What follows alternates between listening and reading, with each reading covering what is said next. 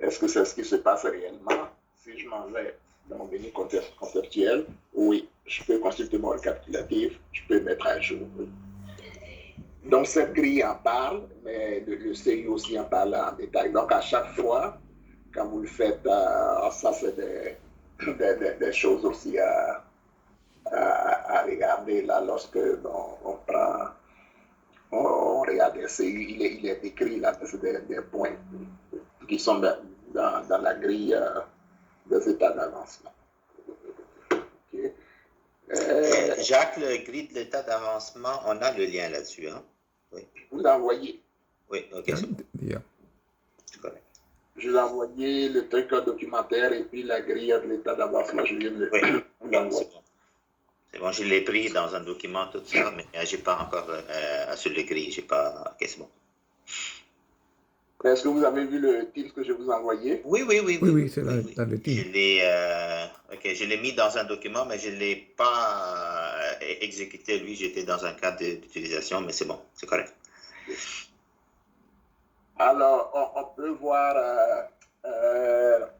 la recevabilité parce que on a, contrairement au PAP, là où il y a plusieurs étapes, ici on a deux grandes étapes, soit la recevabilité ou le traitement.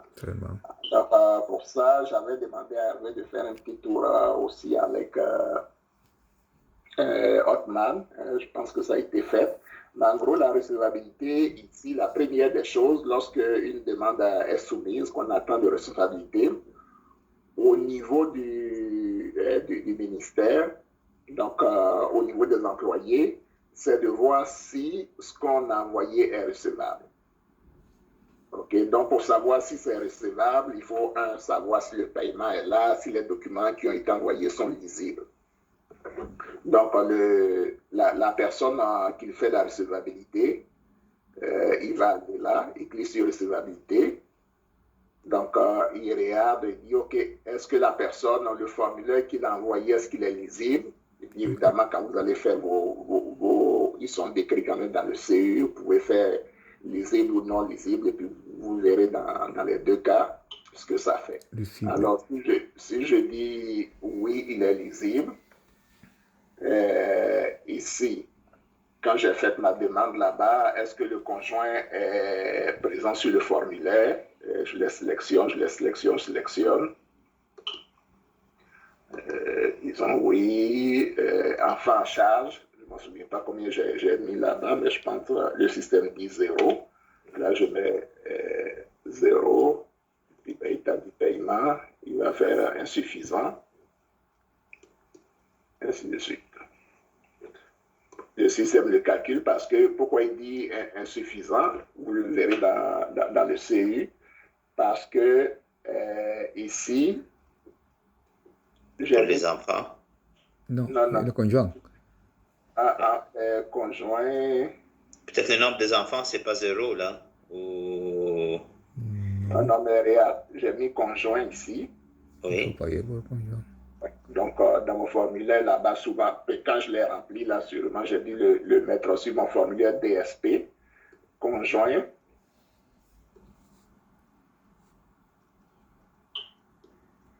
Conjoint, j'ai mis oui. On voit ici, est-ce que le conjoint est présent sur mon formulaire papier? Oui. Est-ce que le conjoint est présent dans Arima? Quand je l'ai représenté, j'ai dit non. Tu comprends? Donc là, il dit mon paiement est insuffisant là, ici. Payer. OK. Mais quand vous le remplissez ici, là, quand vous allez créer le dossier, vous allez voir.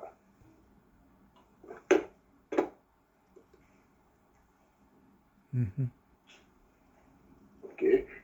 Parce que quand la personne fait la recevabilité, il a les documents. Gardez-vous à l'esprit, quelqu'un, je fais une recevabilité, j'ai les documents que vous m'aviez envoyés avec votre formulaire DSP, demande de sélection permanente. Donc, si les documents que vous m'aviez envoyés, vous aviez mis, admettons, sur le document, vous avez mis que vous avez un enfant, OK, et que ici, quand vous venez remplir,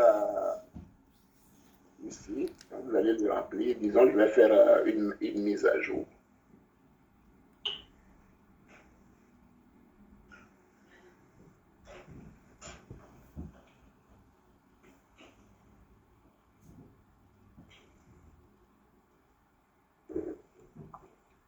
une mise à jour, et puis si la famille incluse ici, là, vous voyez, êtes-vous accompagné? J'ai dit non, non. Ah, pour ça. OK, pour ça. Parce que dans un formulaire ARIMA que j'ai attaché, donc c'est un formulaire que j'attache quand je joins mes documents, j'ai attaché un formulaire qui dit que, ben, tiens, j'ai un conjoint là-bas, et puis ici, je dis que je ne l'ai pas. Donc, il dit, ah ben tiens, tu dois, ton formulaire qui est là-bas, tu as mis que tu avais une personne. De toute façon, dans les CI, ils sont bien décrits là. Ce que je veux vous montrer ici, c'est juste le principe. Okay. Alors, ça prend une recevabilité, et puis la recevabilité, quand vous allez le créer, et puis ben, le CI il est détaillé. Le CI dit carrément si ce que tu as mis ici, ce que tu as mis lorsque tu as créé ici ton formulaire, correspond à ton DSP. Évidemment, tu as la charge compte de facture. S'il y a une différence, plus ou moins, pareil, soit que tu aies un remboursement ou non. Donc ici, si j'avais mis conjoint, non. Le paiement mon paiement que j'ai fait, il est déjà exact parce que j'ai payé. Numéro du dossier intime, ça vous pouvez mettre n'importe quoi, il accepterait. Okay. Donc, une fois que vous l'aviez fait, vous enregistrez. Ici, le bouton enregistrer. Et puis, la sauvegarde serait faite. Et puis, vous verrez ici qu'il y a des changements là, dans l'état. Donc, ça encore, c'est dans le CI. Okay, quand vous l'enregistrez, il y a des mises à jour. Donc, en fait, la lecture du CI. Une fois que la recevabilité est complétée, je ne le fais pas. Au niveau du traitement, pareil. Le traitement, il y a des descriptions. Mais je ne pense pas que vos CI vont jusqu'au traitement, mais vous le verrez là. S'il y en a, ils sont décrits là-dedans. Donc, après la recevabilité, on tombe dans le traitement. Et puis, dans le traitement, c'est souvent, vous devez joindre des documents. Ici, si on part regarder pour chacun des points qui sont la transaction financière, parce que j'ai payé un certain montant, je les détaille ici. Okay, donc, je peux voir dans ma transaction financière, il y a des règles de traitement dans les CI et tout, qu'est-ce que la transaction financière dit. La modification. Ça, c'est les détails. J'ai payé 822 à l'époque, et puis voilà mon numéro de transaction, tout ça, qui est là. Donc, on regarde le numéro de transaction, est-ce qu'ils sont bien là, comme une validation normale. Correct.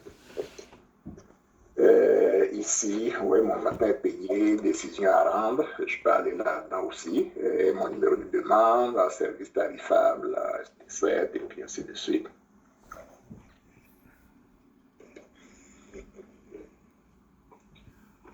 Alors, ici, les documents. Un autre point à voir important ici. Alors, quand on voit ici, on voit ressortissant et ministère.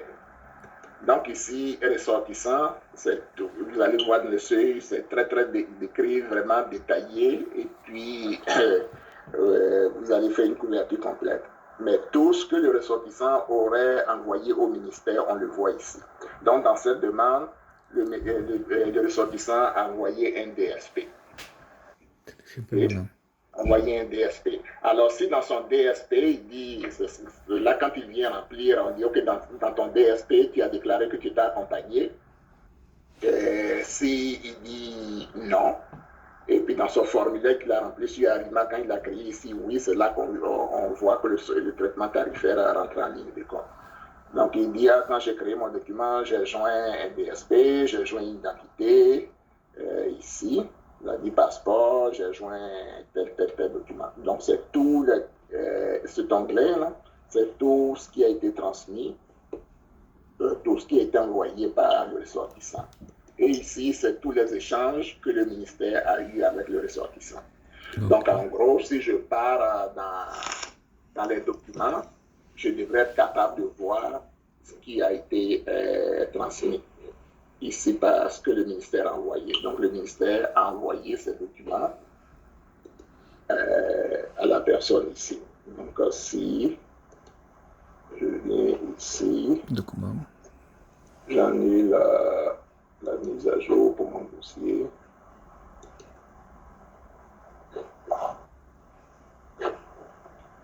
Donc, si je m'en vais dans mes documents ici pour celui-là, on part.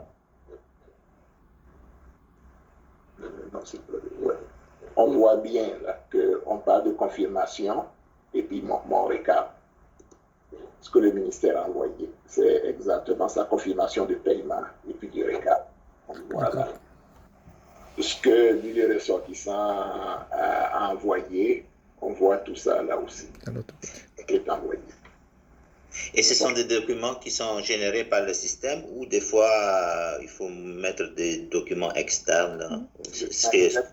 Le document externe parce que vous voyez, quand vous allez créer le dossier, il va vous demander de joindre à tel document. Oui.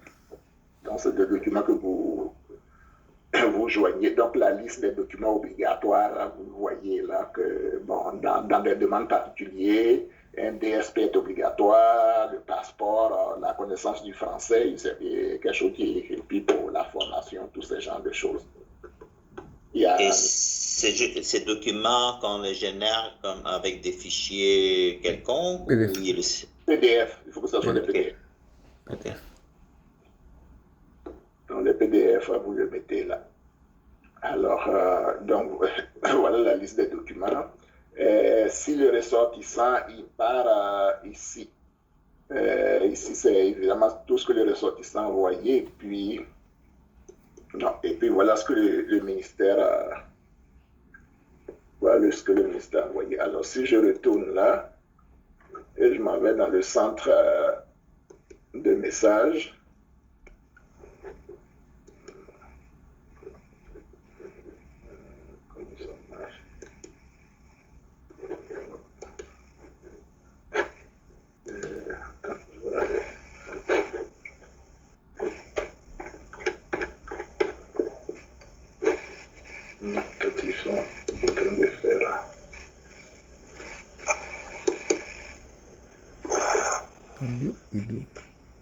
Ok.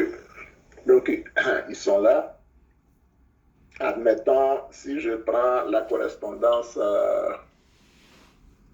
pour celui-là, je m'en vais le détail là-dessus, réception de la demande, transmission.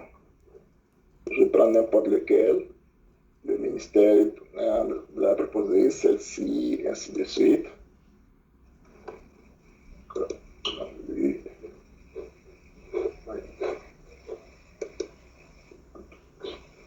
Et je m'en vais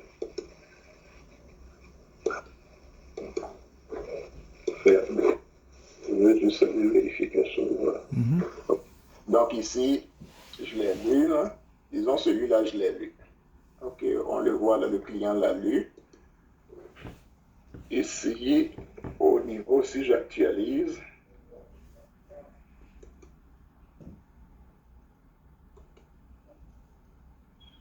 je vais aller sur les documents.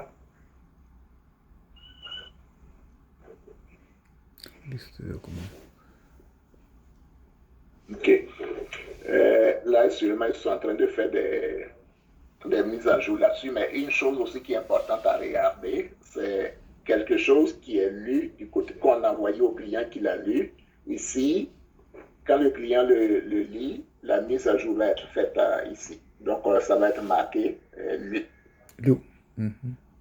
Au niveau du ministère. Donc, au niveau du ministère, ça va nous montrer là que, parce que ça, on ne peut pas le changer. Là. Les employés du ministère, eux, ils peuvent faire des changements ici. Quand ils lisent quelque chose, ils peuvent mettre lu, parce que ça, ils ont quand même ils ont l'accès, les droits d'ici. Au niveau de ce que le ressortissant aurait envoyé, ici, quand on lit, clique là-dessus, donc ils vont voir qu'ils auront lu, là, et puis ça peut changer, là, ils peuvent le changer à lu. Okay. Ce ce que le ministère a envoyé a transmis, ça, il va changer automatiquement lorsque dans Arima, le ressortissant aurait fait la lecture de ce qu'on lui aurait envoyé. Ça montre quand même à la personne qui fait la recevabilité ou le traitement, ça lui montre effectivement que le client a pris connaissance, le ressortissant étranger a pris connaissance du document. Donc ça, c'est cet onglet de document. Et puis cet onglet aussi, ça permet au ministère de pouvoir communiquer d'autres informations. Parce que ces informations ici sont générées de façon automatique. Okay? Parce que son DSP lui est envoyé, puis ainsi de suite, ça lui est envoyé. On peut lui envoyer aussi d'autres documents. Alors, on a une série, et puis dans vos séries, vous le verrez, une série de documents qu'on lui envoie et puis une série d'actions. Alors ici, on peut transmettre un document au candidat. Si mon dossier ici, il était relié à un candidat qui était représenté, j'aurais eu une action de poser un document interne, transmettre un document au représentant. Ah, au représentant. Ok. Ça a essayé de voir, ça a été mis encore, mais ça vous pouvez le voir dans le CU, s'il est là. Ok, parce qu'il y a transmettre dans le CU que je vous ai envoyé, il y a transmettre de quoi au représentant, donc vous pourrez voir c'est détaillé. Donc on pourrait transmettre ici. Et si le candidat est représenté et qu'on transmet aussi un document au candidat, il y a des cas où il y a son représentant qui va être avisé. Mais ça encore, c'est détaillé dans le CU. Donc, disons ici, si j'envoie, je me dis, OK, je vais transmettre un document au candidat, c'est ce que j'aurais choisi. Disons que ici, je dis, OK, le type de document, je vais lui envoyer habituellement, je peux lui envoyer attestation des valeurs ici. Attestation des valeurs, je peux mettre une remarque.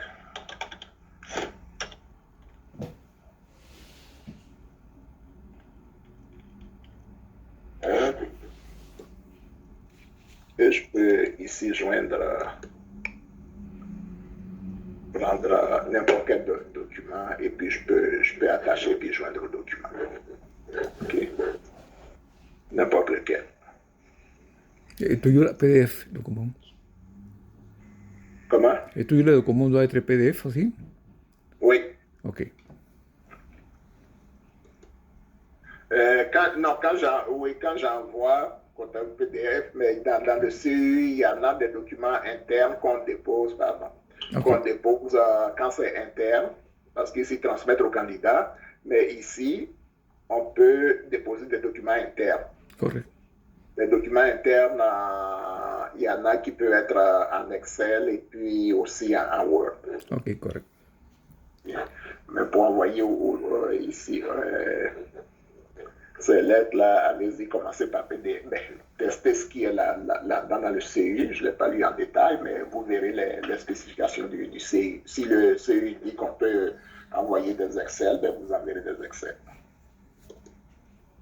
Pour voir si ça marche. Alors, une fois que tout est rempli correctement, qu'on a joint le document et à le joindre, on clique là-dessus et puis là, il serait transmis au candidat. Et puis, à chaque fois qu'on a un échange au candidat, il faudrait aller voir dans la grille, il y a de quoi, et puis ça c'est décrit dans les CU aussi. On dit, OK, on a envoyé un document, par exemple, celui-là, si je prends attestation des valeurs, si je m'en vais dans le CU, il va me dire, OK, spécification, j'ai envoyé attestation des valeurs, une fois qu'il est envoyé, voilà le statut dans la grille du client, voilà comment son statut doit être. Maintenant, c'est plus peut-être soumis, c'est souvent en attente de quelque chose du ministère. Donc ça, c'est décrit dans le CU. Et puis, quand je m'en vais voir mes actions que je peux faire, peut-être que je ne peux plus faire de mise à jour ni de récapitulatif. J'ai une action précise que je peux poser. Donc ça, il est décrit dans le CI, mais on peut le voir aussi dans la fameuse grille. Ici, toutes les actions qu'on peut faire. C'est où écrit?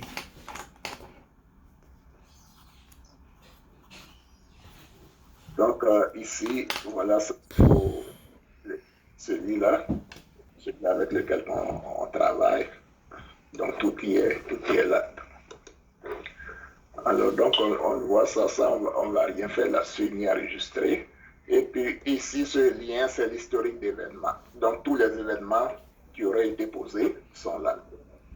Donc ici, on voit juste un historique d'événements, c'est en attente de recevabilité, parce que je n'ai même pas fait la recevabilité. Donc on voit ici, on est en attente, mais si jamais j'avais complété la recevabilité, toutes les actions que j'aurais faites, si j'ai fait un remboursement, document est lisible, et puis après je me dis il est lisible, et puis tout ça, tout ce que j'aurais fait là, et j'aurais changé des états d'avancement, je l'aurais vu ici dans l'historique des événements. Okay. Donc ça, c'est la portion Power Apps qui permet de faire des recevabilités. Donc il y a deux grands gestes que les employés internes posent, c'est la recevabilité et puis le traitement. Alors, recevabilité, c'est de s'assurer que côté monétaire, la personne, on a reçu son paiement correspond au service qu'on rend, et aussi les documents qu'ils nous envoyaient, on a regardé, les documents sont lisibles, et puis tous on dit, ok, ces documents sont lisibles, là on passe au traitement. Les rôles qu'on vous donne dans ça, parce qu'il y a plusieurs rôles, quand vous voyez dans les CU, c'est bien décrit. Par exemple, on a Espace Deck qui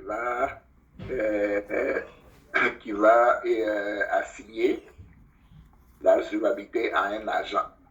Donc, c'est un agent qui va faire, un agent DEC qui va faire la recevabilité. Pour faire le traitement, c'est un agent DITQ. Vous voyez, c'est fait là-dedans.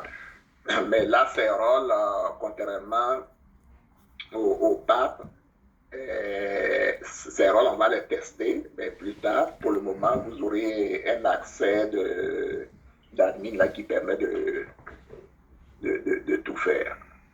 Donc, quelqu'un qui est, quand on log, il est en espace DEC, et puis ça, tous les dossiers qui sont en recevabilité.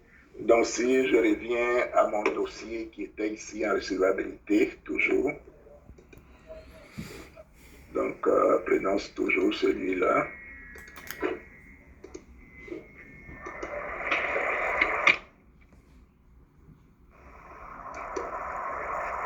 Ok, donc voilà mon dossier ici. Je peux assigner pour la recevabilité. Donc, si je le mets ici, assigner un agent, là. Donc, ici, je vais me l'assigner moi-même. Fermer puis enregistrer.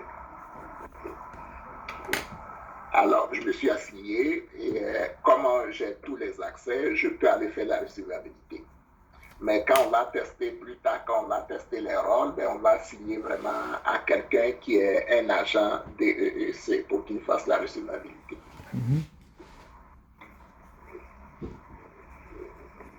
Donc, quoi d'autre?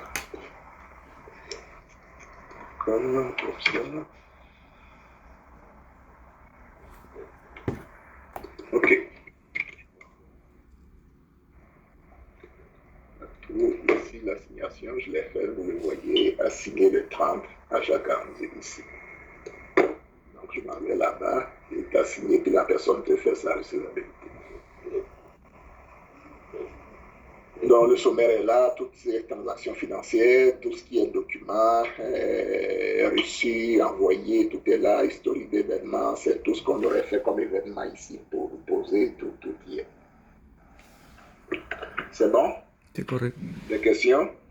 De toute façon, ça c'est juste l'aperçu Oui. du Powerhouse, mais c'est décrit, vous avez dans la liste des CU, là, vous avez toute la liste. Il y a certains CU où on décrit vraiment tout ce qui est traitement et tout ce que vous allez le voir dans vos CU. Jacques, le premier Seúl de 0 n'est pas disponible dans le répertoire. Comment? Et le premier CU qui finit en 0 n'est pas disponible. Ce sont affichés à partir de 2, 4, 6, 12, 13, mais il manque le 0 La liste que je vous ai envoyée? Sí, dans le répertoire. Dans le répertoire, il manque le premier.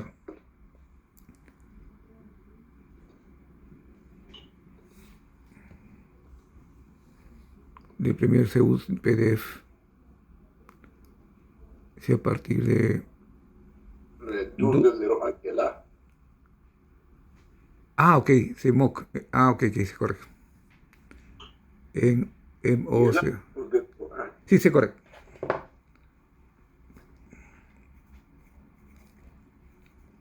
Correcto. Okay. Donc voilà la liste des séries qui sont là. C'est bon. Ok, donc l'environnement est disponible. Je vais vous envoyer, puis vous pouvez là-dessus. On peut travailler maintenant sur le Power App. Oui, Meet est disponible, le déploiement est complété, les programmes sont activés.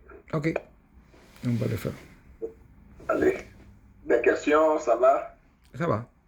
Oui, tout va bien. Ok, Ça va. allez, salut les gars, à plus. Va a réviser le CU.